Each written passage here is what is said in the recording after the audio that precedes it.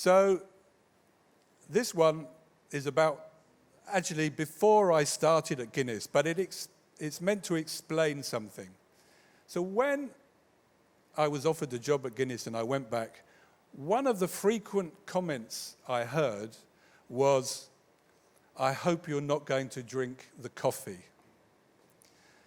Now, that comment was quite frequent, and I'm going to read a short excerpt of why that came to be. But before I do, I'm just going to greet, because I saw somebody. There's somebody I just want to say hello to, because she very much is in this book. Sometimes you need good advisors and friends, and I was very fortunate to have a lot around me. But when I was at Guinness, I had one very special one. She was my PA, Toyin Adibambo, and I see you're there, Toyin. So, good morning.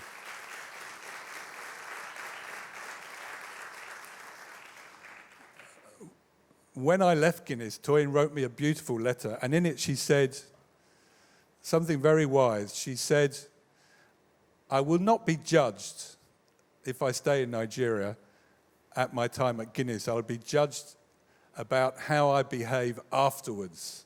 And I thought that was a very, very wise thing.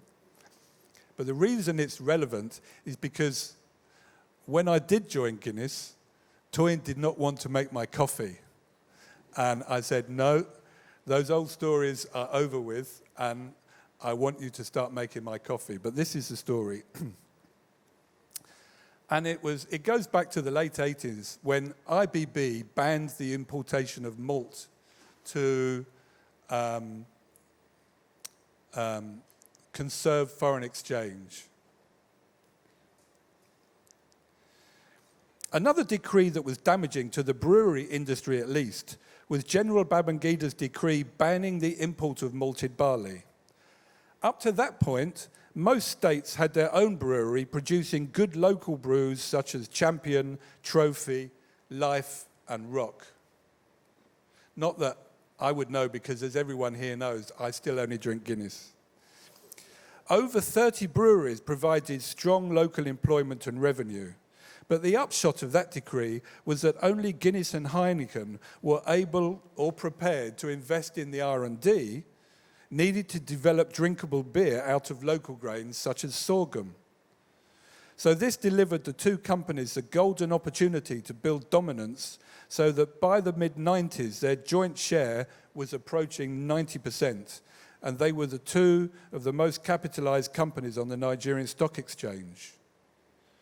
There were only 4 or 5 other breweries still operating at all. But another bizarre indirect consequence of that decree was the later advice given to a new MD not to drink the coffee. When IBP's decree came out, the breweries had a short window to stock up on malt before the ban took effect. By this time, as a knock-on from the indigenization decree and rather lackadaisical management by the two foreign partners, Guinness had a Nigerian chief executive. Chief Abel Ubeku had risen up the ranks via the personnel function, as HR was called then, and was a colourful, opinionated man who was later to make an unsuccessful bid for the presidency, funded, as was alleged, the lawyers told me to put in words like that, as was alleged by the proceeds of his time at the helm of Guinness. The finance director was a man called Ben Aranyeka, who it later transpired had dangerous felonious contacts through his wife's criminal connections. The senior expatriate, a Guinness man, was the DMD, Archie Fairlie. The major controversy of that period has not been authoritatively documented, though some facts were brought out in the local press at the time. Officially, Guinness have always refused to confirm the many rumours and stories, but certainly what transpired into Lagos folklore was an ever constant in the back of the mind of subsequent DMDs and MDs. As a result of the shortage of foreign exchange, the company was resorting to the use of middlemen who could find hard currency to import necessary materials. One of these was for hops, for which a long-term contract had been agreed with a local importer who had paid Ben Aranyeka £150,000 for the privilege, £150,000 for the privilege. Plus, as David Hampshire, my previous boss who corrected some of the facts in the book for me, plus, as David Hampshire noted, as Ben was a good Christian, another 10% for his church. Ultimately, the local purchase order turned out to be unnecessary and the contract was cancelled. The furious supplier came in to complain to Archie with a copy of the relevant checks as evidence. He explained exactly how much Ben and his church had been paid for the contract. Fairlie knew this put him potentially in serious danger and rang David.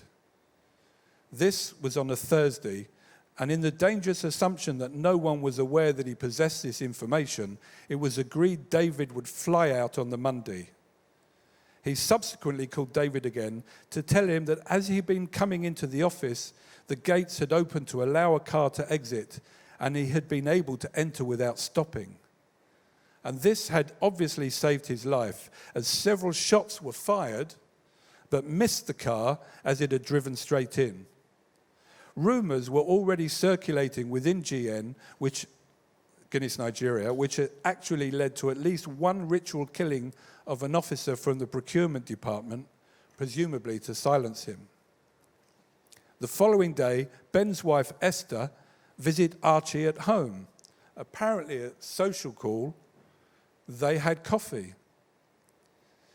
Evidently, at some point, Archie left the room to get something.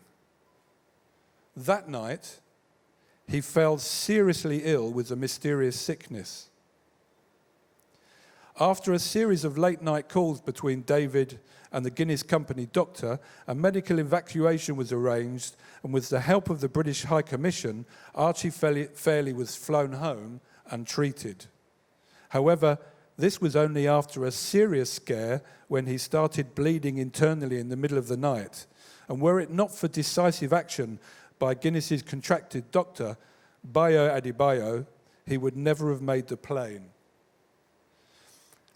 Apparently, during that night, an Irish expat by the name of Tim Sheehan was holding vigil at Archie's bedside. Suddenly, his drip backed up red, and Tim realised his friend was hemorrhaging. He sent his driver, one Matthew, to drive to the doctor's house in nearby Maryland and point the car at his gate and keep flashing and sounding the horn until the doctor came with him. This was achieved, and Adebayo administered what he said was a one-off shot of some form of coagulant to stem the flow. If it wasn't enough, he would not be able to try another dose. Equally, too much would cause blood clotting. In any case, Fairlie would not make the air ambulance. But it worked, and Archie Fairlie survived to eventually take his Guinness pension and retire to Sussex. In the subsequent internal investigations, other scams were discovered, including a major one concerning the final malt imports before the ban took effect. Esther was reputedly involved in several, with or without her husband's connivance, and was eventually jailed for many crimes. She was running a gang involved in various rackets and was believed to have been responsible for several murders, including her husband's secretary at Guinness, with whom he was having an affair. Ben's driver was also killed, although this was believed to have been arranged by Ben because he knew too much about the malt fraud. Guinness in London and Lagos were anxious to downplay the drama, and the story was that Archie had food poisoning. Even though they did their best to dampen speculation and manage the PR impact, the local press had their own views. The most common theory was that the poison had been a berry used by local practitioners called a Calabar bean and had been administered through Archie's coffee. There was actually an attempt by Ben's supporters to put suspicion on the DMD's secretary to protect Esther. Whatever the truth, from then on, no senior expatriate ever allowed his coffee to be made by his secretary and always brought it in his or her own flask.